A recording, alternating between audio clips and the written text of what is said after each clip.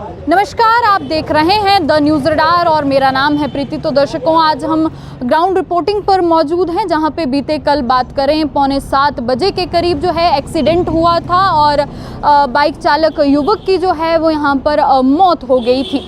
जी हाँ, उसी स्थान पर अभी हम मौजूद हैं, जिसको लेकर क्या कुछ बीती रात जो है वो बीते शाम जो है हुआ है, इसको लेकर हम बातचीत करेंगे लोकल व्यापारियों से। फिलहाल हमारे साथ दाढ़ी व्यापार मंडल के प्रधान मौजूद हैं, जिनके साथ हम बातचीत करेंगे कि क्या कुछ बीती रात जो है हुआ है।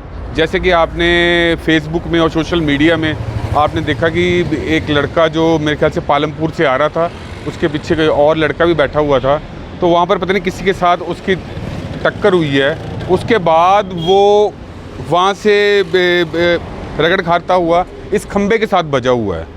तो मैं आपके माध्यम से एक बात बोलना चाहता हूँ कि अब जो तो घटना होनी थी वो तो हो चुकी है, लेकिन आपको पता है कि दाढ़ी जितना भी बाज़ार है वो वैसे भी तंग है। मुझे सभी बाज़ारियों का फ़ोन आ रहा है कि यहाँ पर एक तो बाज़ारों के जो दुकान के बाहर जो एनक्लोजमेंट लोग कर रहे हैं, जिससे बाज़ार और छोटा हो गया हुआ है। और यहाँ पर आप देखो कि इस पूरे बाज़ार में यहाँ पर खंबे लगे हुए हैं। देखो, रोड के अंदर खंबे लगे हुए हैं। अगर ये खंबा नहीं होता तो शायद उस लड़के की मृत्यु नहीं होती।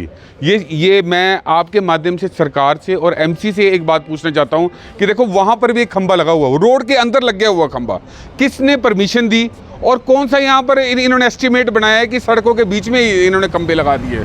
अभी पिछले साल 1.5 साल पहले भी एक बहुत बड़ी दुर्घटना हुई है, वो भी इस खंबे की वजह से हुई है। अब मुझे बताओ कि यहाँ पर एक स्ट्रीट लाइट्स लगी हुई हैं, इस तरफ स्ट्रीट लाइट्स लगी हुई हैं, यहाँ पर और खंबे लगा दिए हुए इन्होंने। यहाँ पर कोई पूछने वाला नहीं है।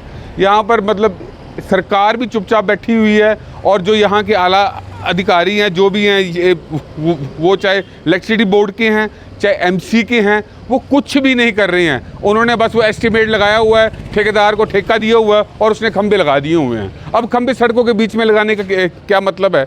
अगर आपने बिजली की तारें निकालनी तो उनको अब अंडरग्राउंड निकाल दो। अभी इतना तंग रोड है, देखो आप। अच्छा, यहाँ पर पैदल चलने वाले लोगों के लिए तो जगह ही नहीं हुई है। यहाँ पर तो रोज़ एक आध एक्सीडेंट तो होता ही होता है। उस टाइम सुन के बहुत दुख हुआ और बहुत ही दुखदायी घटना है ये पूरे दाढ़ी बाज़ार के लिए भी और दाढ़ी गांव के लिए भी कि एक होनहार बच्चा जो है वो अपनी जीवन लीला से ख़त्म हो गया। और ये चाहे कुछ इंसानी तौर पे मतलब कि इसको गलती मान लो, चाहे कुछ भी है, लेकिन ये हादसा जो है वो आने वाले समय के लिए सबके लिए एक सबक भी है। और जो यहाँ पे जैसे एक तो हमारा ये रोड बिल्कुल क्लोज है, तो उसमें जो ये बिजली के खंभे हैं और दूसरे ये स्ट्रीट लाइट के खंभे भी जो हैं वो बिल्कुल बीच में लग गए हैं ये सारे, तो उन्हीं की वजह से ये हादसा हुआ है। एक्चुअली ये जो बाज़ार है ये वैसे ही पहले से ही तंग था और अभी ये इलेक्ट्रिसिटी डिपार्टमेंट ने दोनों तरफ से ही खंभे लगा दिए। क्या इस खंभे के ऊपर स्ट्रीट लाइट नहीं लग सकती थी? ये एक्स्ट्रा लगाने की क्या ज़रूरत पड़ गई थी इनको? एक तरफ तो खंभे ऑलरेडी लगे हुए हैं, दूसरी तरफ भी इन्होंने खंभे लगा दिए। इससे तो और बाज़ार कम हो गया। एक आदमी अगर ऊपर से आता है गाड़ी लेके, तो वो गाड़ी लेके मतलब इस तरफ जाएगा तब भी खंभे के साथ, इस तरफ जाएगा तब भी खंभे के साथ। तो बेटर है कि मतलब एक ही इन खंभों पे भी स्ट्रीट लाइटें लगी। बाकी ये जो आपका सोली खड्ड है वहाँ से लेके मांझी पुल तक कुछ बाज़ार वालों ने भी ना रोड साइड पे ही इंक्रोचमेंट कर दिया। अपना जो दुकानों का सामान है रोड साइड पे, उससे भी आने जाने वाले लोगों को प्रॉब्लम होती है।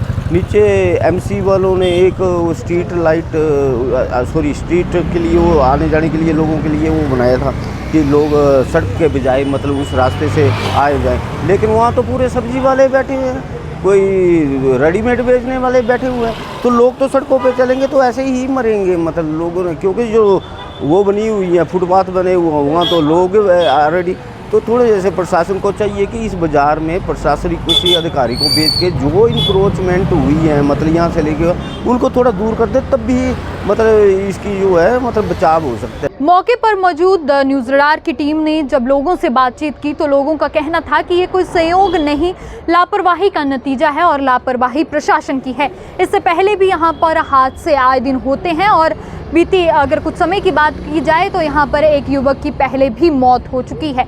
अब बड़ा सवाल ये है कि अगर ये प्रशासनिक लापरवाही है तो इसका जिम्मेदार कौन है और क्या ये वाकई प्रशासनिक लापरवाही है या नहीं।